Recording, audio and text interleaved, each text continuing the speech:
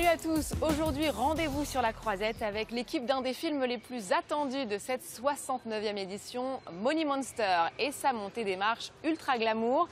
Sur le tapis rouge, Jodie Foster, l'actrice et réalisatrice, vient depuis ses 13 ans à Cannes. C'était alors pour Taxi Driver. Également présent, le séducteur George Clooney et Julia Roberts, pour qui c'est la première fois au festival. 3 superstars pour un même film.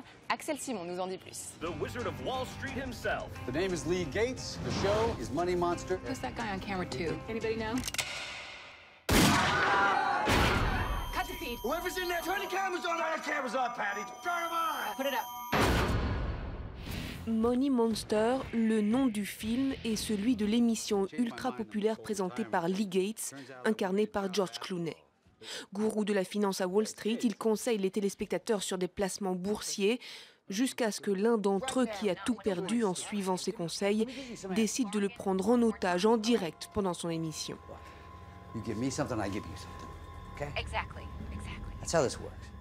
Avec Money Monster, Jodie Foster passe pour la 4e fois derrière la caméra.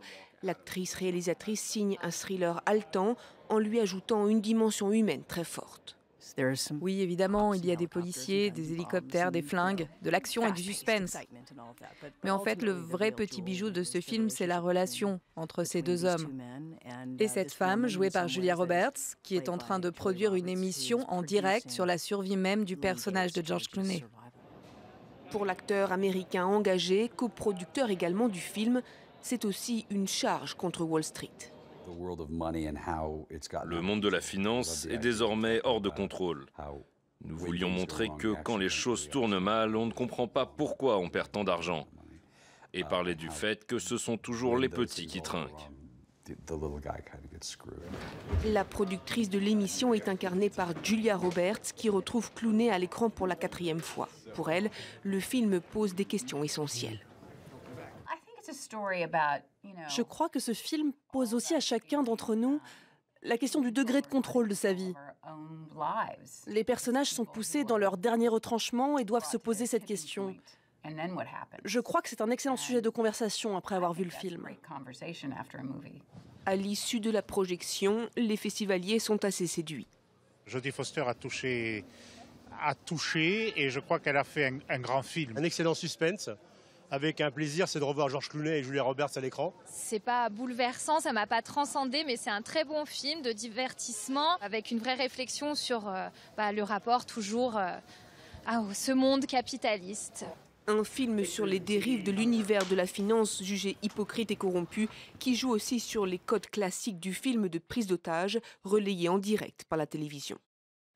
Décidément, les stars américaines sont plus présentes que jamais sur la Croisette, avec également cette année un grand habitué du festival, Woody Allen.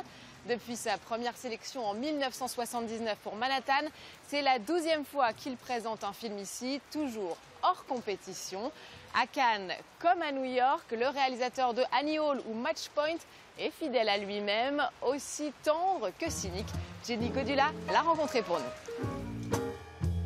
I'm expecting a call from Ginger Rogers. She's not happy with her representation, so who knows?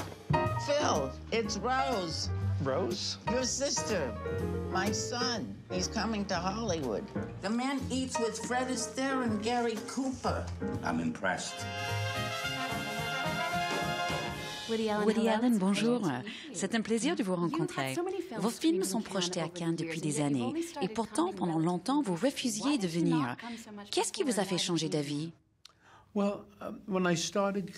bien, quand j'ai commencé à venir ici, j'ai réalisé que j'aimais beaucoup l'atmosphère de Cannes.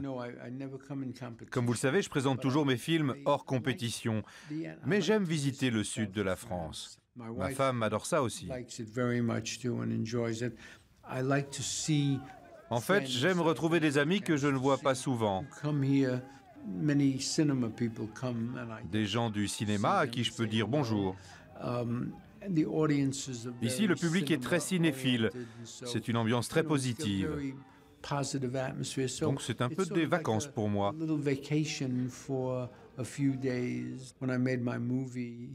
J'ai fait un de mes films ici. Vous en avez fait tellement que vous perdez la mémoire. Oui, j'ai fait un film, c'était Magic in the Moonlight. J'ai vécu plusieurs mois ici à Mougins et vous savez, j'ai adoré ça. J'ai lu qu'une fois vos films sortis, vous ne voulez plus jamais les revoir. C'est vrai? C'est vrai, c'est la seule chose qui m'embête à Cannes. Je suis obligé de revoir mes films. Vous savez, quand je vais à des soirées pour promouvoir mes films aux États-Unis ou ailleurs, je fais le tapis rouge, et quand c'est fini, les gens vont voir le film, alors je pars et je vais dîner au restaurant. Et une fois que le film est terminé, il y a toujours une fête ou un truc pour la presse, et donc je fais ça. Mais ici à Cannes, on ne peut pas y échapper. Ils vous forcent à y aller.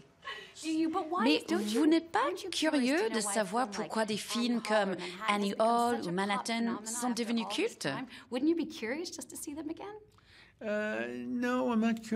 Non, je ne suis pas très curieux de ça. J'ai fait le film et en fait, ça ne m'apprend rien de plus. On fait un film et pour une raison inexplicable, les gens l'aiment ou le détestent. C'est irrationnel. Comment avez-vous attrapé le virus du cinéma? Je vais au cinéma depuis que j'ai 5 ans, depuis que je suis tout petit. Quand j'ai grandi, j'y allais tous les jours si je pouvais. Je n'étais pas très bon à l'école, donc dès que la journée était finie, je courais voir des films. L'été, j'y allais pendant toutes les vacances. Les mères de mes amis me disaient « Ce n'est pas bien, c'est mauvais pour les yeux. Tu devrais être à la plage et prendre le soleil. » Et puis on a découvert que le soleil donnait le cancer, et donc finalement c'était pas plus mal. Est-ce qu'il y a un choix que vous avez fait dans votre vie et que vous regrettez? Un film peut-être? Oh là là, j'ai tellement de regrets que je ne sais pas par où commencer. Je regrette d'avoir laissé tomber l'école trop tôt, par exemple.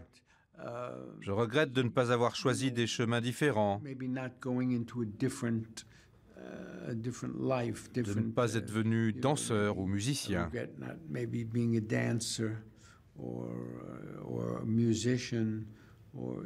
Les gens disent toujours, si je devais recommencer ma vie, je referais exactement pareil. Eh bien, moi, je ferais tout différemment.